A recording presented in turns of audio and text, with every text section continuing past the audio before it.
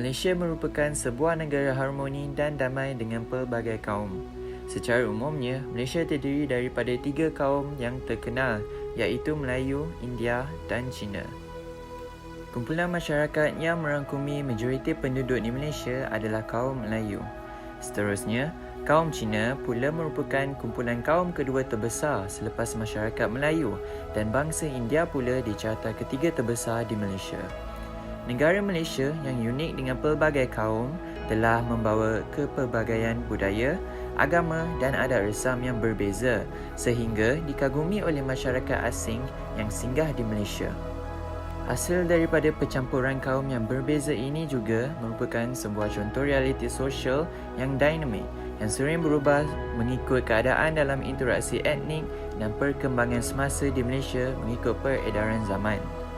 Pelbagai kajian yang merangkumi pelbagai aspek berkaitan sesuatu kaum khusus sering dilakukan di Malaysia bagi menghasilkan projek pembinaan bangsa.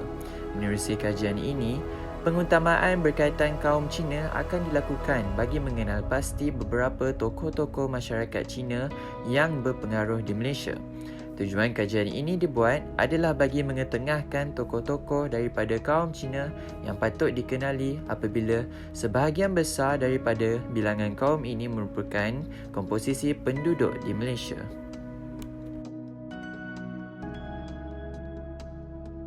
Tokoh pertama kaum Cina yang berpengaruh di Malaysia ialah seorang ahli perniagaan yang terkaya di Malaysia maupun luar negara.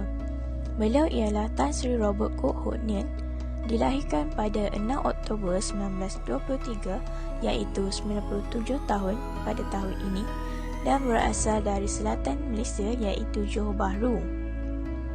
Pada tahun 2011, beliau telah dinobatkan antara ahli perniagaan kaum Cina yang terkaya di Malaysia dan seluruh Asia Tenggara dengan nilai kekayaan yang dianggarkan sebanyak 12.5 bilion US dollar. Terdapat beberapa kejayaan besar yang telah dicapai oleh Tan Sri Robert, iaitu pada mulanya beliau dikenali sebagai Sugar King of Asia dan seterusnya The Hotel King. Beliau telah mencipta satu empayar perniagaan yang sangat besar dan beberapa keajaiban sepanjang keranya. Seperti contohnya, beliau telah berjaya mengawal 10% daripada jumlah tahunan perdagangan global pengeluaran gula. Shangri-La Hotel Group pula merupakan kejayaan beliau dalam bidang perhotelan. Dan Hotel Shangri-La ini juga mempunyai beberapa cawangan hotel di 16 buah negara. Hotel yang dibangunkan oleh beliau juga merupakan salah satu kumpulan hotel yang terbesar di Asia Pasifik. Seterusnya, Wilmar International Group, iaitu sebuah syarikat minyak sawit terbesar di dunia. Wilmar International Group ini telah berjaya menduduki tempat ke-285 pada tahun 2020 dalam Fortune Global 500 Company. Selain itu, Carey Group merupakan antara kejayaan terunggul beliau dan Carey Group ini juga telah memperoleh liputan dari pelbagai media massa dari pelbagai negara seperti British dan Hong Kong sehingga membuatkan beliau makin dikenali ramai.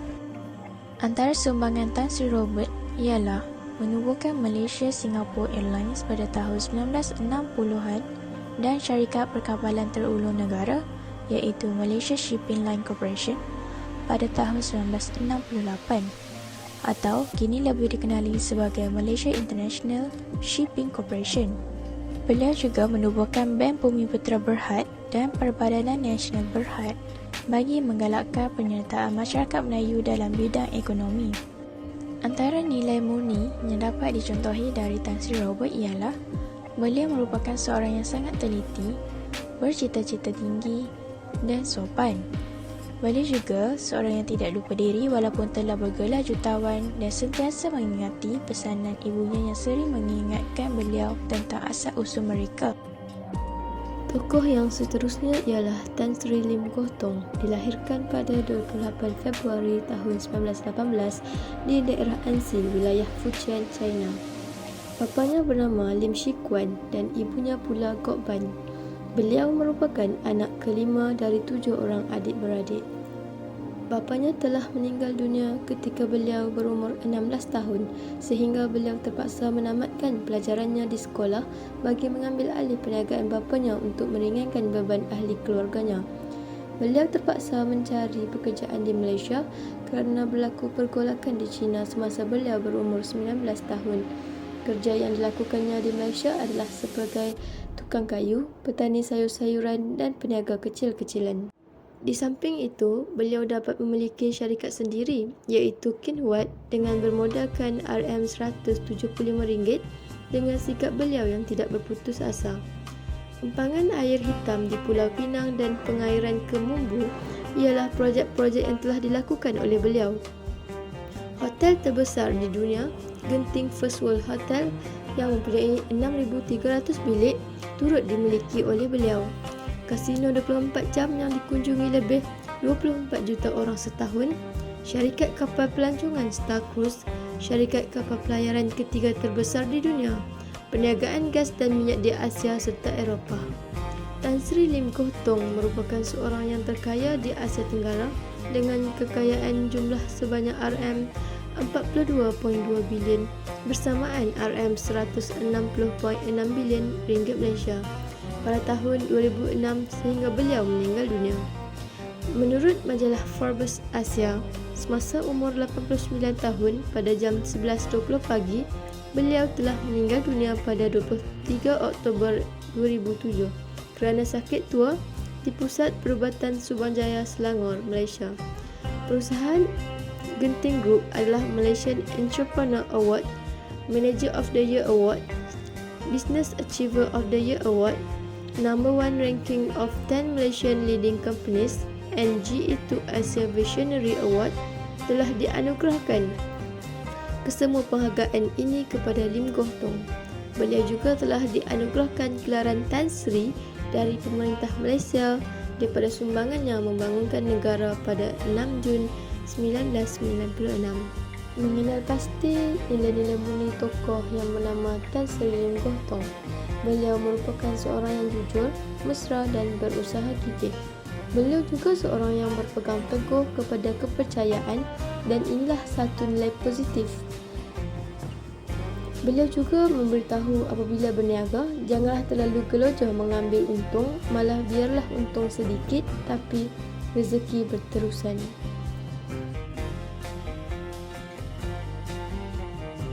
Terima kasih kepada Nur Afifah. Assalamualaikum warahmatullahi wabarakatuh.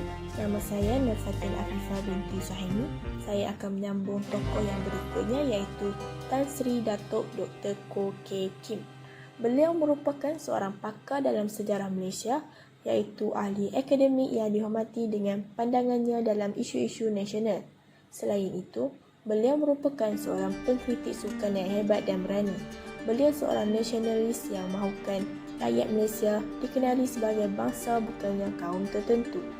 Di Universiti Malaya, beliau juga seorang Profesor Emeritus. Beliau merupakan salah seorang perangka rukun negara. Profesor Emeritus Tan Sri Datuk Dr. Koh Keng Kim dilahirkan pada 28 Mac 1937 di Kampar, Perak. Beliau merupakan anak sulung daripada 3 adik-beradik. Beliau telah melanjutkan pelajaran di Universiti Malaya Singapura pada Oktober 1956. Beliau telah menamatkan pengajiannya di Universiti Malaya Kuala Lumpur dengan ijazah sarjana muda kepujian dalam bidang sejarah pada tahun 1960. Pada tahun 1967, beliau melanjutkan pengajian di peringkat sarjana di Universiti Malaya. Beliau menjadi tutor di Jabatan Sejarah Universiti Malaya sehingga 1966 apabila beliau dilantik sebagai pensyarah sementara pada tahun 1966 hingga 1967, pensyarah pada tahun 1967 hingga 1974, manakala Profesor Madya pada tahun 1974 sehingga 1992 dan Profesor Sejarah Malaysia pada tahun 1975 sehingga 1992. Jawatan Profesor Sejarah tetap diberikan walaupun selepas perkhidmatan beliau disambung dari tahun 1992 hingga November 1998. Universiti Malaya menganugerahkannya Profesor Emeritus pada tahun 2001. Profesor Emeritus Tan Sri Datuk Dr. Koh Keng Kim telah banyak memberi sumbangan kepada negara. Beliau selalu dilantik sebagai penasihat kurikulum, pemeriksa tesis, penilai akademik dan pemeriksa luar. beliau telah menjadi Ketua Pemeriksa Kertas Sejarah 2 Sijil Tinggi Pelajaran Malaysia iaitu STPM, Majlis Peperiksaan Malaysia sejak tahun 1970. Beliau bukan sahaja menghulurkan bantuan dalam aspek-aspek ini di dalam negara sahaja, malah ke luar negara. Sumbangannya yang besar dalam membantu kerajaan Malaysia telah diperlihatkan dengan kepimpinan beliau yang begitu lama dengan mengadakan satu sistem peperiksaan kertas sejarah yang kemas, teratur dan terkawal di dunia. Di samping itu, beliau telah banyak menghasilkan buku-buku ilmiah, antaranya ialah The Western Malay State, The Effect of Commercial Development on Malay Politics dan Pensejarahan Malaysia.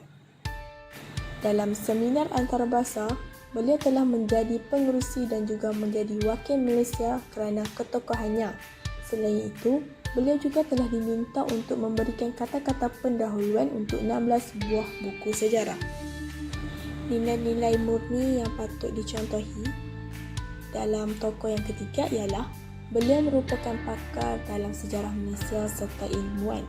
Pihak kerajaan dan pembangkang menghormati dan mendengar pandangan yang diberikan oleh beliau. Beliau juga banyak menghasilkan dan menyunting buku ilmiah. Tambahan pula, kita patut mencontohi beliau kerana beliau merupakan seorang yang berilmu dan berpengetahuan tinggi. Beliau sangat dihormati ramai dan mempunyai pandangan yang bernas. Tokoh yang berikutnya ialah Datuk Lee Chong Wei, dikenali sebagai atlet sukan negara. Beliau dilahirkan pada 21 Oktober 1981 di Bagan Serai, Perak. Beliau menggemari sukan bola keranjang, namun ibunya melarang daripada menceburi bidang sukan itu. Ketika bersekolah di SRJKC Chit Sing Berapit, apabila bapanya yang gemar bermain sukan ini membawanya ke gelanggang badminton, sejak pada itu beliau mula mempelajari badminton ketika berusia 11 tahun. Jurulatih meminta izin bapa Lee agar Lee menjadi anak didiknya setelah menarik perhatian seorang jurulatih tempatan. Jurulatih itu mula melatih Lee selepas waktu sekolah setelah mendapat restu bapanya. Beliau menyertai pasukan kebangsaan pada usia 17 tahun setelah bakatnya dikesan oleh Miss Bun Sidik. Tidak asing lagi nama Datuk Lee Chong Wei bagi rakyat Malaysia. Apabila disebut sahaja namanya, pasti secara automatik kita akan terbayang kehebatan dan kelincahan beliau dalam arena sukan badminton. Beliau juga telah mengangkat nama negara dan mengharumkan nama negara di peringkat dunia dalam bidang sukan badminton.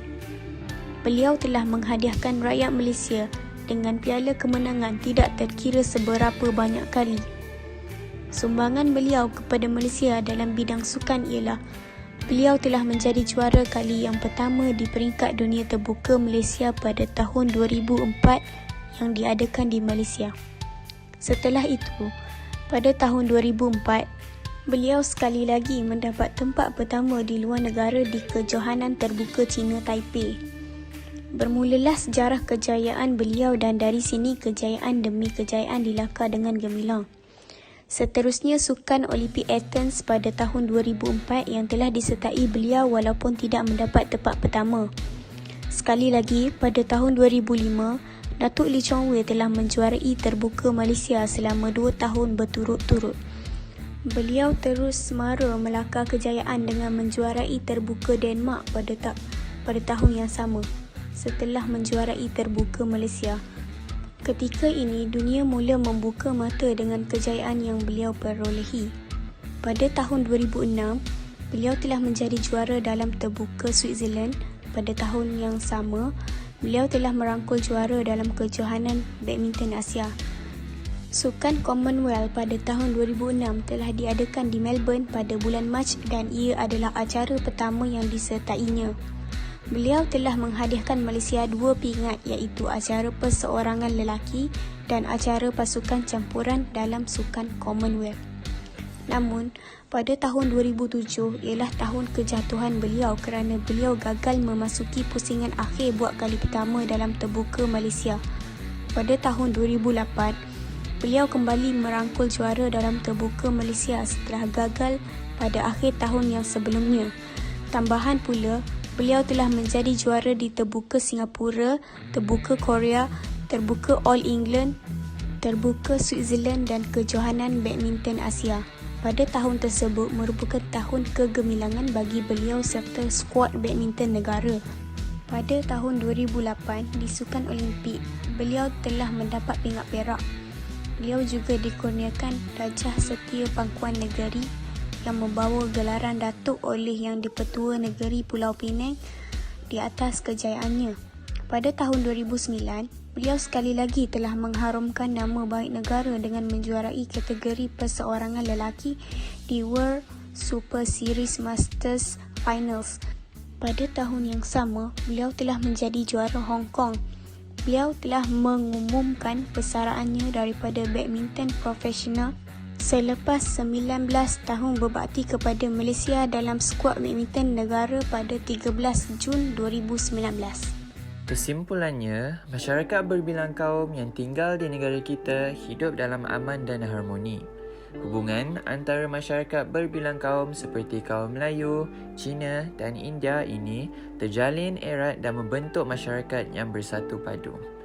Idea penubuhan Datuk Seri Muhammad Najib bin Tun Abdul Razak tentang slogan Satu Malaysia telah membawa negara kita ke arah satu anjakan paradigma dan mengubah cara hidup masyarakat majmuk yang tinggal di negara Malaysia.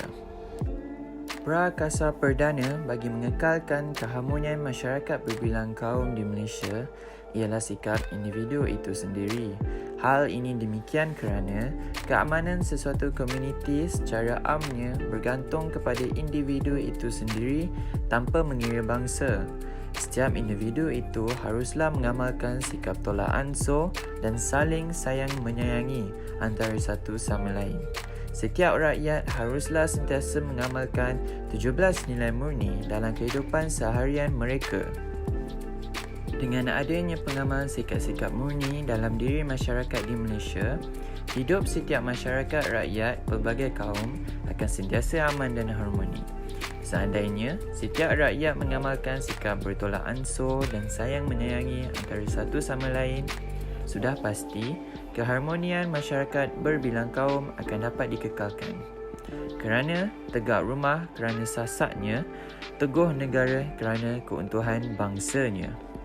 Tegasnya, sikap individu memainkan peranan yang paling penting untuk mengekalkan keharmonian dan kemakmuran masyarakat berbilang kaum di Malaysia hari ini.